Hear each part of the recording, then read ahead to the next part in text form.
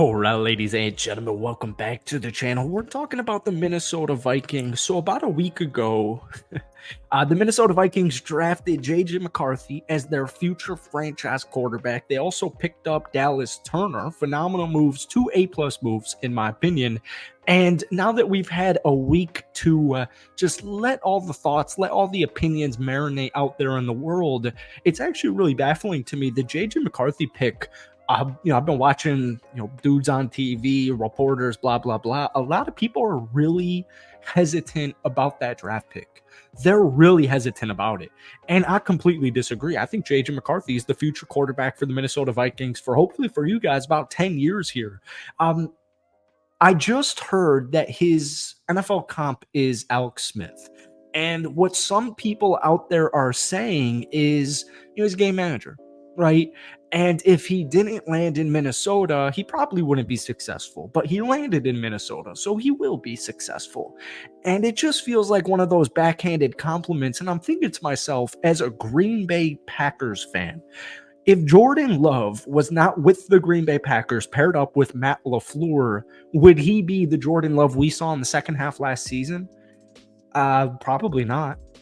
Probably not. So where you land obviously matters.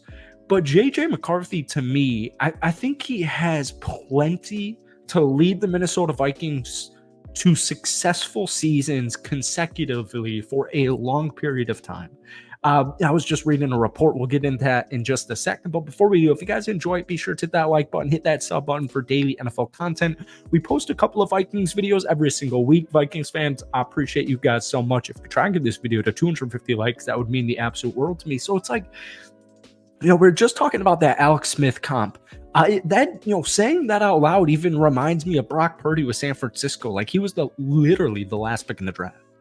A couple of years ago, he was the last pick in the draft, and people are saying, oh, if Brock Purdy didn't go to San Francisco, he wouldn't be as good as he is right now. And it's like, well, he did go to San Francisco. And, it sounds, once again, like one of those backhanded compliments, like, yeah, you're solid, but if you didn't land where you did, well, I don't think you'd be as solid. And it's like, all right, I don't really know what to do with that. So I just saw this headliner like a couple of minutes ago.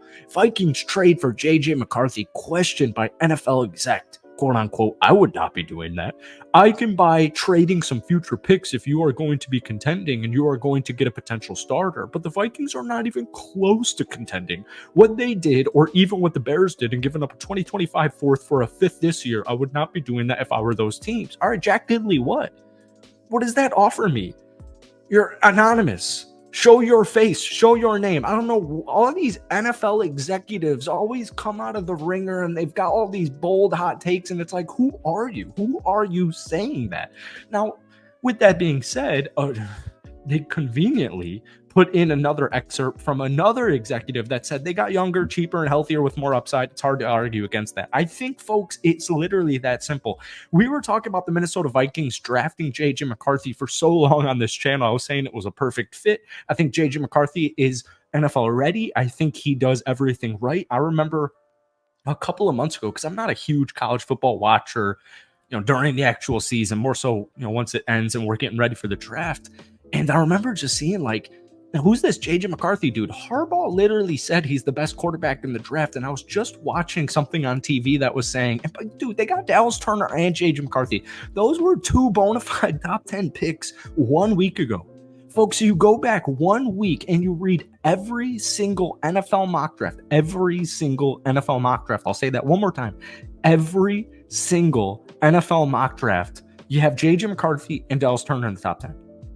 Not every single one, but you get what I'm saying at. Harbaugh said he's the best quarterback in the draft. And I was just watching an excerpt on TV and they were like, all right, well, if Harbaugh said he's the best quarterback in the draft, why did New England pass on him? Why did the Giants pass on him? Why did the Bears pass on him? Why did all these teams pass on him? And they got him at pick number 10. And I'm thinking it fell into their goddamn lap. That's not up to me. I'm not the New York Giants selecting Malik Neighbors. Why is that on the Minnesota Vikings that J.J. McCarthy fell all the way to Big Ten? A quarterback always falls in every single draft class. And it's just crazy to me, the ridicule J.J. McCarthy is getting, folks. You're going to Kevin O'Connell's system. It's going to be efficient. It's going to be effective. It's cheaper. It's healthier, just like that anonymous executive said. And you're giving him probably the best wide receiver in the league. And one other thing that I've really noticed, especially in this quote here that we just mentioned. I can buy trading some future picks if you're going to be contending and you're not even going to, and you're going to get a potential star, but the Vikings are not even close to contending. And I'm thinking to myself, Captain Kirk Cousins got injured in what, week 8, week 9. The best wide receiver also got injured and missed a huge chunk of the regular season, and the Minnesota Vikings won 7-10. I'm not saying the Vikings are going to win the Super Bowl this upcoming season, but I think their roster is plenty good. And you just got hopefully two blue chip athletes, two blue chip prospects in JJ McCarthy and Dallas Turner. I also want to talk about Kyrie Jackson a little bit later on in this video because it's like, to me, Minnesota, as a Packers fan, Minnesota had a phenomenal draft. I'm looking at the Lions. We know the Lions. I'm looking at the Bears, and now I'm looking at the Vikings. I'm like, this is going to be a tough ass division for probably at least 5 seasons. So you've got Justin Jefferson, Jordan Addison. You've got a really solid offensive line. All your starters are returning. You've got 2 phenomenal tackles. You've got TJ Hawkinson, and you add dynamic running back in Aaron Jones. And I'm just thinking to myself, why long term will this not work? People were hyping up JJ McCarthy all freaking offseason. And like I said, it's rightfully so. And now everybody's backpedaling and saying, well, he's probably going to succeed, but it's, just because he's with the Minnesota Vikings. I just find it really funny to me.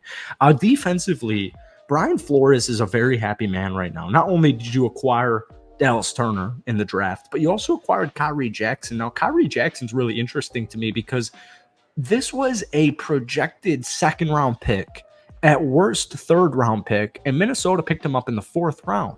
Last year, Oregon, he started his college career first 2 seasons over at Alabama.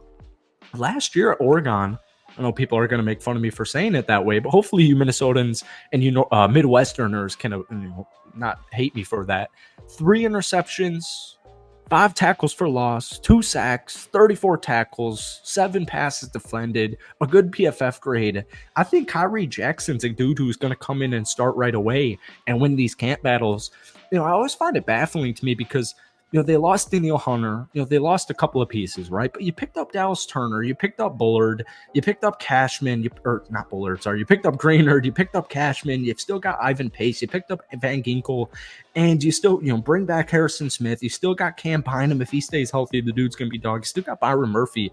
It always is funny to me how so many people like the defensive back room. I really think you got to go young, cheap, and athletic. And it's exactly what the Kansas City Chiefs did a couple of years back when they traded some important pieces. They've been trading important cornerbacks and defensive backs for a couple of seasons now, and they're just getting younger, cheaper, and more athletic. I don't think the defensive back room is a room where you need to pay. You can't pay 2 cornerbacks. If you can get your cornerback of the future, and hopefully it's Kyrie Jackson, you're set at the cornerback position as far as lockdown CBs go. So, I just am not really buying the anti-Vikings.